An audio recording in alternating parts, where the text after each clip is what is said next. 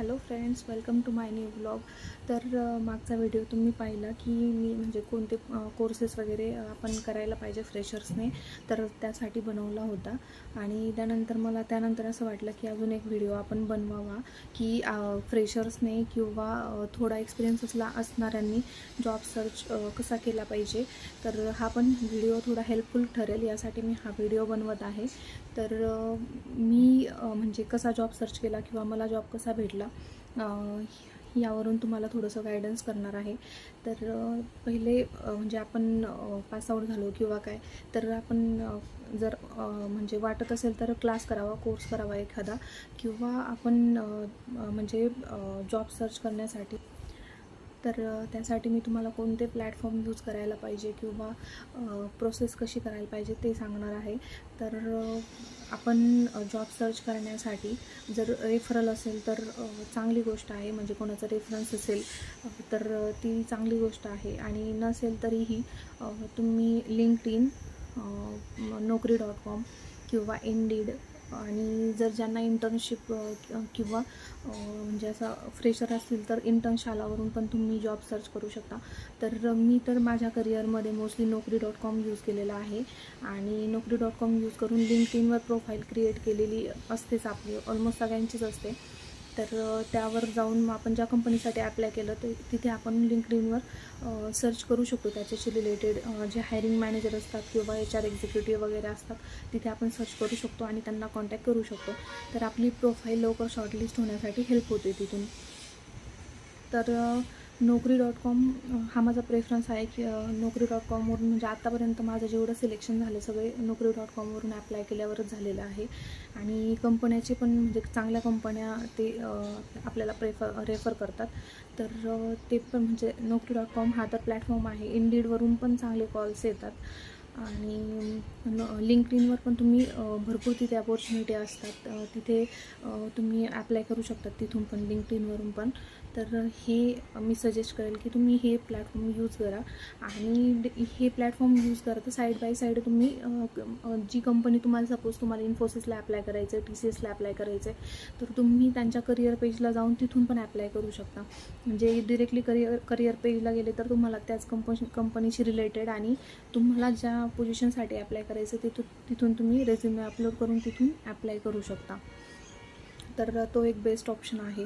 आणि नंतर म्हणजे प्रोसेस तुम्ही कशी करायला पाहिजे की Naukri.comला तुम्ही तिथे तुमचा रेझ्युमे अपलोड केला तर तुम्ही डेली तुमचा रेझ्युमे थोडंसं काहीतरी चेंजेस करून डेली अपलोड करा परत तो रेझ्युमे. म्हणजे तुमचा रेझ्युमे टॉपला राहील, जेणेकरून रिक्रुटर जे पाहतील तर तुम्हाला तुमची प्रोफाईल त्यांना पहिले दिसेल.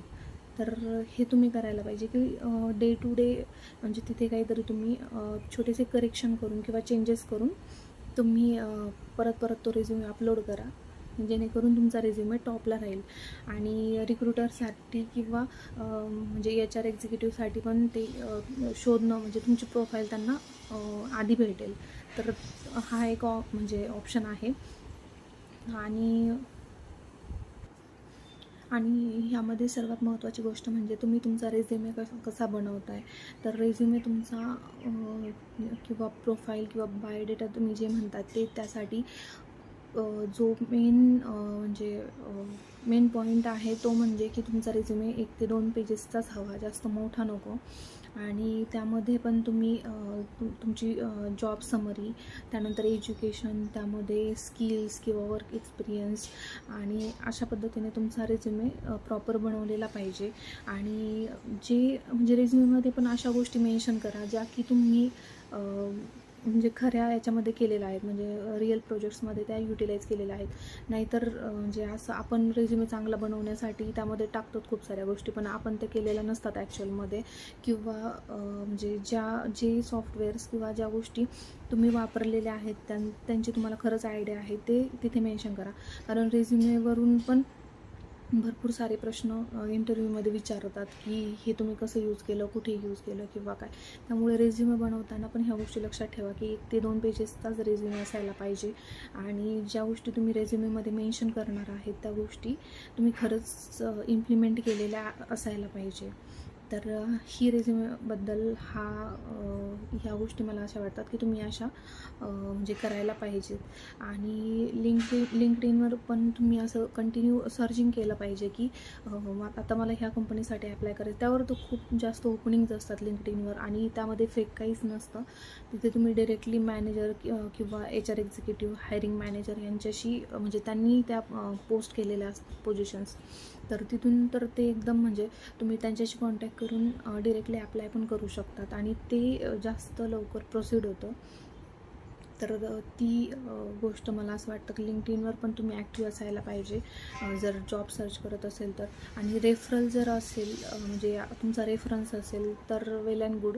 कारण रेफरन्स असेल तर आपला रेझ्युमे म्हणजे पटकन शॉर्टलिस्ट होतो किंवा म्हणजे ते जास्त कन्सिडर करतात. भरपूर कंपन्यांना तर असं आहे. कारण मी आता ज्या कंपनीमध्ये आहे तिथं तर रेफरलला म्हणजे घेतच नाहीत ते. म्हणजे आपण रेफरन्स दिला तर ते त्या रेफरल कॅन्डिडेटला ते कॉन्टॅक्ट करतात आणि त्यांना सांगतात Naukri.com वरून ॲप्लाय करा. कारण रेफरन्स दिला तर ज्याने आपल्याला रेफरन्स दिला आहे त्याला पण बोनस भेटतो. म्हणजे कंपनीला त्याला पण पे करावे लागतात पैसे. तर त्यामुळं बऱ्याच कंपन्या म्हणजे रेफरल कन्सिडर नाही करत. म्हणजे रेफरल पॉलिसी आहे असं सांगतात, पण रेफरन्स दिल्यानंतर ते त्या कॅन्डिडेटला कॉन्टॅक्ट करून सांगतात की तुम्ही नोकरीवरून ॲप्लाय करा किंवा डिरेक्ट पेजवरून ॲप्लाय करा. आणि करिअर पेजवर जाऊन हा ऑप्शन पण खूप बेटर आहे की तुम्ही डिरेक्टली तुम्हाला माहिती आहे की मला ह्या कंपनीमध्ये ओपनिंग आहे, मला या कंपनीसाठी ॲप्लाय करायचं, तर त्यांच्या करिअर पेजवर जाऊन तुम्ही डिरेक्टली तिथून पण ॲप्लाय करू शकता. तो तर खूप चांगला ऑप्शन आहे. कारण तिथे तुम्हाला म्हणजे तुमचे स्किल्स वगैरे चेक करून सगळ्या गोष्टी पाहायला भेटतील की इथे ही ओपनिंग आहे, माझा एक्सपिरियन्स एवढा आहे, लोकेशन हे आहे, स्किल्स हे पाहिजेत, मग त्याला मी ॲप्लाय करू. आणि डिरेक्टली तुम्ही कंपनीच्या पोर्टलवरून ॲप्लाय केलं तर मग ते लवकर कन्सिडर करतात. जेणेकरून इकडं नोकरीवरून ॲप्लाय केलं तर फिल्टर आउट व्हायला पोझिशन्स आणि मग त्यातून ते कॅन्डिडेट फिल्टर करणार आणि मग तुमचा रेझ्युमे स्क्रीनिंगला जाणार. त्यापेक्षा ही प्रोसेस फास्टर आहे की तुम्ही डिरेक्टली करिअर पेजवरून ॲप्लाय करा. आणि माझ्यासाठी तर मला आत्तापर्यंत मी जेवढ्या कंपन्यांना ॲप्लाय केलं किंवा ज्या कंपनीमध्ये काम केलं सगळ्या कंपन्यांचे कॉल्स मला Naukri.com वरूनच आलेले आहे.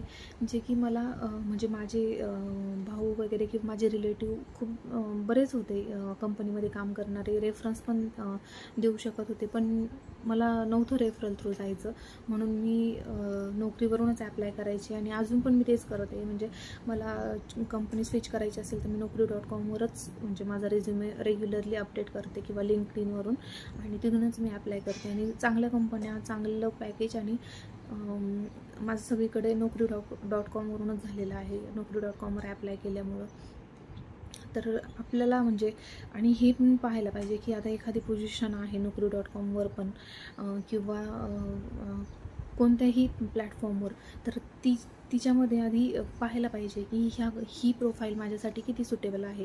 म्हणजे ही प्रोफाईल याच्यामध्ये स्किल्स हे पाहिजे, तर ते स्किल्स माझ्यामध्ये आहेत का? किंवा या प्रोफाईलमध्ये एक्सपिरियन्स एवढा पाहिजे तर त्यामध्ये मी बसतो आहे का? किंवा याचं लोकेशन हे आहे. म्हणजे काही जणांना कसं वाटतं की आता ह्याचं लोकेशन बेंगलोर दिलेलं आहे आणि मला पुण्यासाठी पाहिजे, तर ठीक आहे, मी इंटरव्ह्यूमध्ये त्यांना सांगेल की मला पुणे लोकेशन पाहिजे, पण मी इंटरव्ह्यू देतो. पण ते तसं होत नाही. त्यांची पोझिशन ही व्हॅकन्सी ही तिथल्या प्रोजेक्टसाठी किंवा तिथल्या वर्कसाठी असते. तर तुम्ही नंतर त्यांना म्हटले की मला हे लोकेशन पाहिजे तर त्याचा काहीच उपयोग होत नाही. कारण HR मधून पण भरपूर जण बाहेर निघतात. म्हणजे असं नाही की HR पर्यंत गेलो म्हणजे आमचं जॉबचं फायनलच झालं. HR मधून पण खूप जण बाहेर निघतात. बॅकग्राऊंड व्हेरिफिकेशनमधून पण बाहेर निघतात. आणि ही पण एक गोष्ट महत्त्वाची आहे की जर तुमचं बॅकग्राऊंड व्हेरिफिकेशन सगळे डॉक्युमेंट्स हे क्लिअर पाहिजेत. मी जसं की माझा एक व्हिडिओ बनवला होता मी म्हणजे मला कसा जॉब भेटला किंवा काही ह्याच्याशी रिलेटेड, तर त्यामध्ये मी सांगितलं होतं की मला L&Tमध्ये म्हणजे कॅपजेमिनी कंपनी जॉईन करण्याच्या आधी L&Tमध्ये पण झालं होतं आणि माझे सगळे राऊंड्स वगैरे क्लिअर झाले होते. आणि नंतर त्यांनी बॅकग्राऊंड व्हेरिफिकेशन केलं तर माझी जी म्हणजे स्टार्टिंगची कंपनी होती ती स्मॉल स्केल होती, तर ती कंपनी बंद पडली होती. आणि ती कंपनी बंद पडली, ती मी 2 कंपन्या स्विच केल्यानंतर बंद पडली. तरी त्या लोकांनी बॅकग्राऊंड व्हेरिफिकेशन केलं, त्यामध्ये त्यांना त्या ॲड्रेसवरती कंपनी भेटली नाही. म्हणजे ते ॲड्रेसवर गेल्यानंतर तर त्यांनी सांगितलं की तुम्ही जे हे डॉक्युमेंट दिलेलं आहे त्या कंपनीचं ते तिथे ॲड्रेसवरती कंपनी नाही आहे, म्हणजे हे लिगल डॉक्युमेंट नाही आहे. जे की ती कंपनी होती ऑलरेडी स्मॉल स्केल होती. आता आपण ह्या गोष्टीची तर गॅरंटी देऊ शकत नाही की आता आपण स्विच केल्यानंतर ती कंपनी आहे अजून की बंद पडली आहे किंवा काय. तर त्यांचे सगळे डॉक्युमेंट माझ्याकडे असताना पण मला L&Tचं ऑफर लेटर त्यावेळी भेटलं नाही.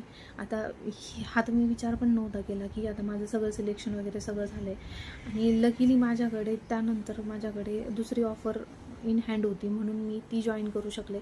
नाहीतर म्हणजे कोणी फ्रस्ट्रेशनमध्ये पण जाऊ शकतं की यार मी आता जॉब पण स्विच म्हणजे माझं रिझाईन करून दिलेलं आहे, नोटीस पिरियड पण संपला आहे आणि इकडे पण होत नाही आहे. तर मग अशा कंडिशनमध्ये टेन्शन पण येतं ना खूप की हातातला जॉब आपण सोडून दिला आहे आणि इकडे पण काहीच होत नाही आहे. तर मग असं नको व्हायला म्हणून आपले डॉक्युमेंट्स पण क्लिअर पाहिजेत आणि आपण ज्या गोष्टी दिलेल्या आहेत त्या सगळ्या खऱ्या पाहिजेत तिथे. म्हणजे असं नाही पाहिजे की आता मी ती कामच केलेलं नाही आहे. पण आता खूप वेळा असं पण होतं आहे की जे लोक म्हणजे असं आपण हे करतो म्हणजे बराच गॅप पडलेला असतो आणि मग खोटा एक्सपिरियन्स देऊन मग आता मला फेक एक्सपिरियन्स क्लास कोर्स करताना पण ते लोक सांगतात की आम्ही तुम्हाला 2 वर्षाचं एक्सपिरियन्स लेटर देऊ, 3 वर्षाचं एक्सपिरियन्स लेटर देऊ आणि जॉब लावून देऊ. ते क्लास करेपर्यंत देतात पण जर बॅकग्राऊंड व्हेरिफिकेशनमध्ये अडकलं तर तुम्ही काहीच करू शकत नाही. टर्मिनेट पण करू शकतात. तर ह्या पण गोष्टी खूप महत्त्वाच्या आहेत की आपण जे डॉक्युमेंट देतो आहे दाखवतो आहे ते पण खरे पाहिजेत जेणेकरून पुढे ह्या अशा गोष्टींना फेस नाही करावं लागणार. तर माझे सजेशन हे असतील. इंटर्नशाला पण एक प्लॅटफॉर्म आहे, इंडीड पण आहे. इंडीडच्या पण कंपन्या चांगल्या असतात पण मी इंडीड जास्त फॉलो नाही करत कारण मी पहिल्यापासून Naukri.com जास्त म्हणजे मला त्यामध्ये सक्सेस भेटलं आहे किंवा त्यावरून आलेले कॉल्स आणि कंपन्याज वगैरे सगळं चांगलं असतं आणि टॉप MNCs किंवा सगळ्या कंपन्या चांगल्या असतात आणि फेक त्यामध्ये काहीच नसतं. म्हणून मी Naukri.comलाच जास्त म्हणजे प्रेफर करते. तर इंडीड पण आहे, इंडीडवर पण चांगले म्हणजे जॉब्स भेटतात असं मी ऐकलं आहे. पण मी स्वतः कधी ते म्हणजे त्याच्यावरून मी रेझ्युमे वगैरे अपलोड केलेला आहे पण ॲप्लाय त्याच्यावरून कधीच केलेलं नाही आहे. तर मला असं वाटतं की माझ्या याच्यामध्ये 2 तर जास्त टॉपला आहेत, LinkedIn आणि Naukri.com. त्यावरून तुम्ही बिंदासपणे अप्लाय करू शकतात आणि थर्ड जे आहे ते करिअर पेजला जाऊन अप्लाय करू शकतात. फोर्थ जे आहे ते तुम्ही जर रेफरन्स असेल कोणाचा तर रेफरल थ्रू जाऊ शकतात. इंडीड पण चांगलं आहे, इंटर्नशाला पण चांगलं आहे. जर कोणाला पासआउट झालेत आणि जॉब म्हणजे भेटत नाही आहे तर इंटर्नशिप तुम्ही करू शकतात. इंटर्नशालावरून पण चांगल्या इंटर्नशिप भेटतात तर तो पण एक चांगला ऑप्शन आहे. आणि बाकी तर मला असं वाटतं की मला तर म्हणजे मी तर हेच फॉलो केलेलं आहे आणि मला यामध्ये म्हणजे भरपूर कॉल्स वगैरे येतात. आणि तुम्ही अजून एक गोष्ट तुम्ही हे पण नका करू की आज मला दिवसाला 10 कॉल आले मग मी आज 10 इंटरव्ह्यू दिले, 20 इंटरव्ह्यू दिले आणि मग म्हणजे तुम्हाला खूप चांगलं वाटतं की आता मी 10-20 इंटरव्ह्यू दिले. पण तसं करू नका. म्हणजे तुम्ही एका दिवसाला 1 इंटरव्ह्यू जरी दिला ना तरी चालेल पण तो इंटरव्ह्यू असा द्या की ज्यामध्ये तुम्हाला सॅटिस्फॅक्शन भेटेल. म्हणजे असं वाटेल की याच्यामधून मला माझं होऊ शकतं किंवा कंपनी चांगली सगळं. नाहीतर तुम्ही छोट्या मोठ्या अशा कोणत्या पण कंपन्यांचे 20 इंटरव्ह्यू दिले तर ते म्हणजे मला नाही वाटत की ते एवढं हेल्पफुल ठरेल. तर त्यापेक्षा तुम्ही म्हणजे 1-2 कंपनीचे जरी इंटरव्ह्यू दिले आणि ते कंपनी चांगल्या पाहिजे आणि ट्रस्टेड पाहिजे म्हणजे फेक नाही पाहिजे. तर अशा कंपन्यांचे तुम्ही लिमिटेड इंटरव्ह्यू द्या पण चांगल्या कंपन्यांचे आणि चांगले इंटरव्ह्यू द्या. प्रिपरेशन करून द्या. मेन म्हणजे प्रिपरेशन करून इंटरव्ह्यू द्या तुम्ही तर नक्की सक्सेस भेटेल तुम्हाला. तर असं आहे. तर आणि मला भरपूर वेळा इन्स्टाला DMs पण येतात की तुमच्या कंपनीमध्ये ओपनिंग असेल तर म्हणजे रेफरन्स द्या किंवा असं करा. तर तसं मी डिरेक्टली सांगून देते. मी असं नाही करत की नाही ठीक आहे मी देईल रेफरन्स वगैरे असं नाही सांगत आहे. कारण आमच्या कंपनीमध्ये नाही येत. कारण माझे रिलेटिव्ह आहेत ना त्यांना पण मी रेफरन्स दिला होता पण त्या लोकांनी स्वतः त्यांना कॉल केला आणि त्यांना सांगितलं नोकरीवरून ॲप्लाय करा. आता हे माझे रिलेटिव्ह होते म्हणून मला या गोष्टी कळल्या. जर दुसरं कोणी असतं तर या गोष्टी कळल्या. कारण मी 4-5 प्रोफाईल रेफर केल्या होत्या. 4-5 पैकी म्हणजे सगळ्यांना त्यांनी असं सांगितलं कॉल करून की तुम्ही तिकडून ॲप्लाय करा नोकरीवरून. आणि एक पण कॅन्डिडेट शॉर्टलिस्ट केला नाही त्यांनी माझ्या म्हणजे रेफरल थ्रू. तर म्हणजे का आपण एखाद्याला म्हणजे असं हे करायचं ना की ठीक आहे मी तुझा रेफरन्स देते. आता काल पण मला एका फ्रेंडच्या भावासाठी पिंग आला होता की तू बघ म्हणून जॉबचं किंवा असं काय म्हणजे असेल ओपनिंग तर सांग. पण आपल्याला माहिती असतं ना की आपण तिथे काहीच नाही करू शकत. तिथं तुमचा रेझ्यूम शॉर्टलिस्ट व्हायला पाहिजे किंवा तुमचे स्किल्स मॅच व्हायला पाहिजे, तरच त्या गोष्टी हे होतात ना. म्हणजे मी रेफर करू शकते, मी तुमचा रेझ्युमे अपलोड करून देऊ शकते, पण यापुढं मी काही नाही करू शकत ना की म्हणजे तुमचा इंटरव्ह्यू तुम्हालाच क्रॅक करायचा आहे, इंटरव्ह्यूचा परफॉर्मन्स पण तुम्हाला द्यायचा आहे. हे मी करू शकते की पुढे ठीक आहे तुमच्या इंटरव्ह्यूची प्रोसेस कुठपर्यंत आली आहे किंवा आता स्टेटस काय आहे तुमच्या प्रोफाईलचं, हे मी सगळं सांगू शकते. पण त्यामध्ये मी रेफरन्स जरी असेल तर त्यामध्ये आपण अशी हेल्प नाही करू शकत ना की तुमचा इंटरव्ह्यू तुम्हाला द्यायचा नाही, डायरेक्ट तुम्हाला ऑफर लेटर भेटणार, असं नाही होत ना. रेफरल असेल तरी पण, रेफरल असेल तरी तुम्हाला इंटरव्ह्यू द्यावाच लागतो, तुमच्या गोष्टी तुम्हालाच क्रॅक कराव्या लागतात. तर चला, मला असं वाटतं की हा व्हिडिओ हेल्पफुल ठरेल तुम्हाला, कारण मी तो व्हिडिओ बनवला तर मला असं वाटतं की हा पण व्हिडिओ तुम्हाला एक तुमच्यापर्यंत पोहोचवावा की म्हणजे तुम्हाला हेल्पफुल ठरेल की तुम्ही जॉब कसा सर्च केला पाहिजे किंवा मी जॉब माझा कसा सर्च केला. तर या गोष्टी तुम्ही फॉलो करू शकतात आणि रेझ्युमे पण तुमचा छान चांगला असा बनवा की जेणेकरून रिक्रुटरला पाहिल्या क्षणी असं वाटलं पाहिजे की हां, रेझ्युमे शॉर्टलिस्ट करूया आपण, असा रेझ्युमे पाहिजे तुमचा. म्हणजे 1 ते 2 पेजेसपेक्षा जास्त मोठा रेझ्युमे तुम्ही बनवू नका. आता माझा एक्सपिरियन्स एवढा झाला आहे तरी 2 पेजेसच्या वर माझा रेझ्युमे नाही आहे, 1.5 ते 2 पेजेसचाच रेझ्युमे आहे. तर भरपूर असे टेम्पलेट भेटून जातात नेटवर पण, तर तुम्ही ते म्हणजे डाउनलोड करून सर्च करून तसा तुमचा रेझ्युमे बनवू शकता. तर चला, अशा गोष्टी आहेत. जर तुम्हाला अजून काही म्हणजे डाऊट्स असतील किंवा क्वेश्चन्स असतील किंवा मी कोणत्या टॉपिकवर अजून व्हिडिओ बनवावा, तसा तर माझा डेली ब्लॉगचा चॅनल आहे, म्हणजे ब्लॉगिंग किंवा फॅमिली ब्लॉग असा आहे. पण मी म्हटलं की हा व्हिडिओ पण तुमच्यासाठी हेल्पफुल ठरेल, म्हणजे जर कोणाला गरज असेल किंवा काय असेल तर तो बनवला म्हणून मी हा एक व्हिडिओ तुमच्यासाठी घेऊन आली. तर तुम्हाला हा व्हिडिओ आवडला असेल तर व्हिडिओला लाईक करा, चॅनलला सबस्क्राईब करा आणि शेअर करा. Thanks for watching. Bye.